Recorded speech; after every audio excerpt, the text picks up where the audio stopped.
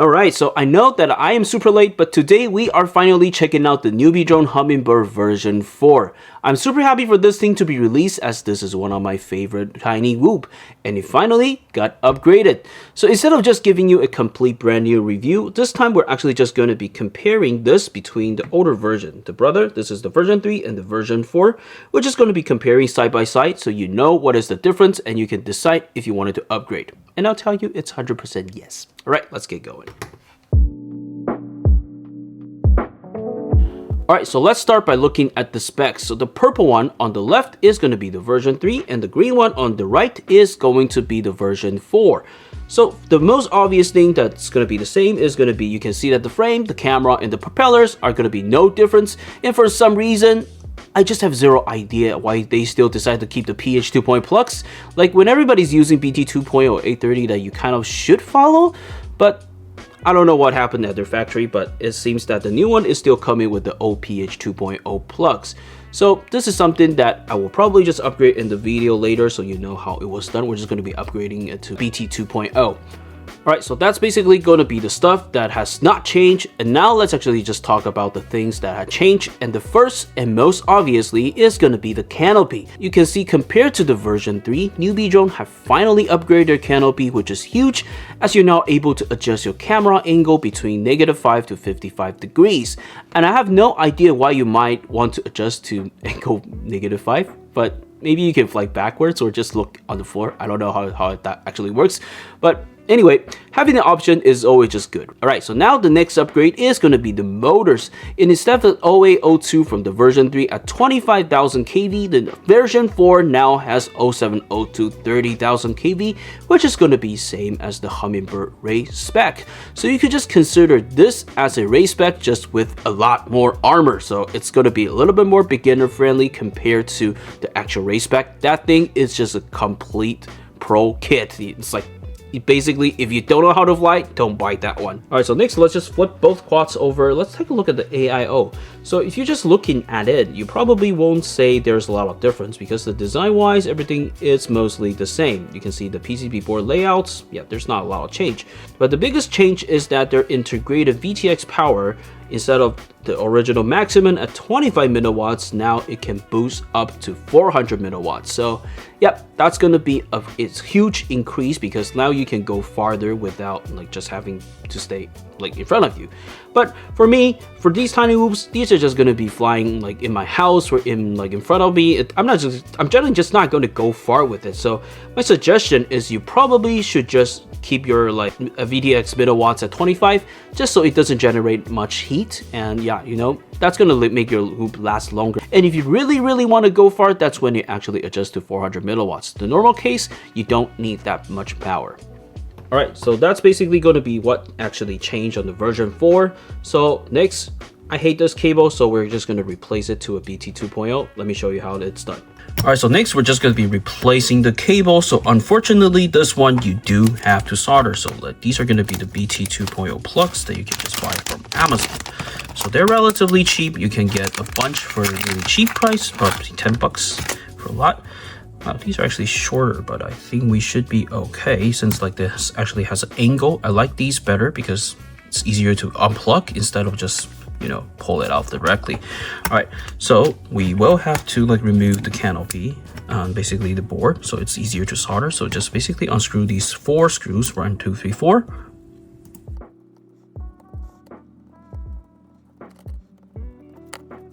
So since you have a motor plug, you can just unplug these motor for easier solder. Place it like that so we know like this is going to be the side that we want to put it in, although it should be the same.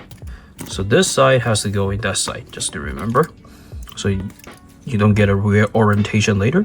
All right, so the first step, we're just going to be removing these 2 cables, the original cables. So you're just going to put your soldering iron right on top of it.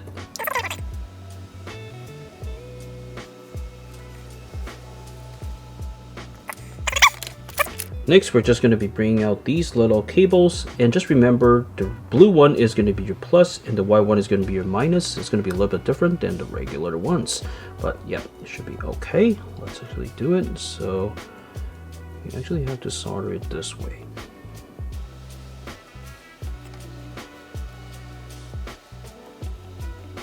All right, so we have connected the cable. All right, so next is going to be the easy part. So we're just going to be installing this thing back. So this is how the orientation was earlier. Okay, so let's just quickly double check. I think this is actually going to be in the way of the battery. But let's plug in one battery just to take a look. Actually, no problem at all.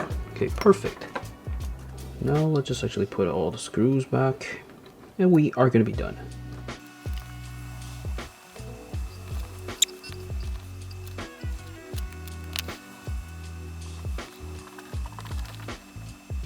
Alright, so let's actually just power it on first, just to make sure it actually works. Okay, so that's good. Now you know that this is actually working. So in case you accidentally soldered this upside down, you do know that for the Hummingbird version of Thor, there is something that in case you accidentally solder this upside down, if you just plug in your battery, they do have like circuit protection, but just don't test it. Just don't kind of push it the limit of it, but just to let you know, in case you did it, it's going to be there to save you probably once or twice, okay? All right, flight time. All right, so the footage you're seeing right now, it's coming from the SkyZone Goggle 040, and this is going to be the Hummingbird V4 camera. So the footage wise, not bad. You can see most of the stuff in this camera without any issue. And yeah, so after you swap it to like the BT 2.0 plugs, I do say that this one, it does feel that there is going to be a little bit more punch of powers compared to the PH 2.0s. Because when I was test flying with the PH 2.0, it does feel like it's a little bit just not there. So also a thing that I noticed is that if you wanted to spot like the tuning, you can see that Beta, I think they actually invited Betaflight to do that. You can see that when you're doing this. So okay, let's fly this, and you drop it, you can see that it's actually still floating pretty good. So you can see that it's just not like dropping directly out of the sky. So I do feel like this is going to be a pretty nice tune for like beginners to start up, because you can see drop off, it's like still trying to keep its course like slowly dropping down, not like just boop, dropping down completely. But if you wanted to like do freestyle, I would say probably this is going to be a tuning that you probably want to like probably tune it down a little bit, because it's going to feel a little bit just probably, yeah, because like when you're just putting like in such a high initial like motor power, I don't know, it does feel like you're running your batteries a lot more faster. So the average flight time I'm getting of this is about 1 minute and 30 something seconds, and you're going to start seeing that the voltage dropping like rapidly. So if you wanted to like do like, if you're just kind of like out from the beginner zone and wanted to do like a little bit more freestyle-ish, like pushing it a little bit more, I would say probably tune it down a little bit, just so it doesn't like the initial motor spin doesn't spin that high, because I think this is going to be the effect that it provides. You can see that it's pretty good, that you're just not going to get like, yeah, this is probably one of the nicer tuning that I've seen in a while, because you can see that you don't have to do much and you're just going to go directly in that direction. So yeah, but if you wanted to do like freestyle, let's actually change the pack and let's just dedicate that one to like trying to push it to the limit. All right, so this is going to be the second pack, and we're just going to push it a little bit more to see what freestyle tricks it can do. I'm not really good at freestyle, but I'll try my best to show you what it can be done. So the regular rolls, you can see that definitely no problem. And the tuning currently, the rates right now, this one is just going to be like, it's a little bit slower compared to like, I think it's just better fit for like beginners. So if you wanted to do like, yeah, split S, yeah, ooh, actually that one's not good.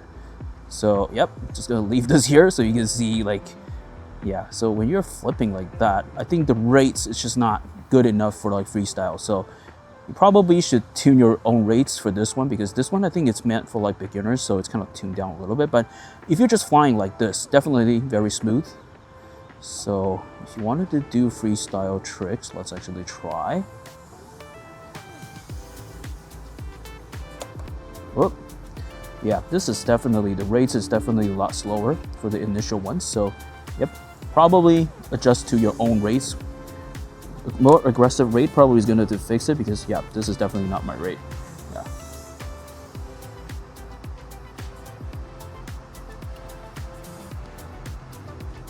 Woo! All right. Yeah, this is But for cruising purpose, this is going to be definitely perfect. Yeah. And somebody's car got towed. Oh my god. Yeah. All right, so you can see that our battery, it's going to die about average of 140. So you could probably push it to like 3-10 and probably it's going to be okay. But if you're just going to drain the battery like this, it's just going to die like right away. So this one, I would say if you wanted to increase the performance, I would say probably change the tuning a little bit. This one, it's going to be perfect for like beginners, I'd say. Just like if you're going to fly smoothly in your house, this is probably one of the smoothest Newbeedrone quads that I've flown. Like if you're just flying like really calmly like this is definitely no problem. You can see that you can use this to like practice your skills until you're pretty good. It's just very, very smooth that you don't, it's just not doing, you can see that, yeah, putting in gaps whatsoever, very easy. But if you wanted to do freestyle, probably I would say this is just not it.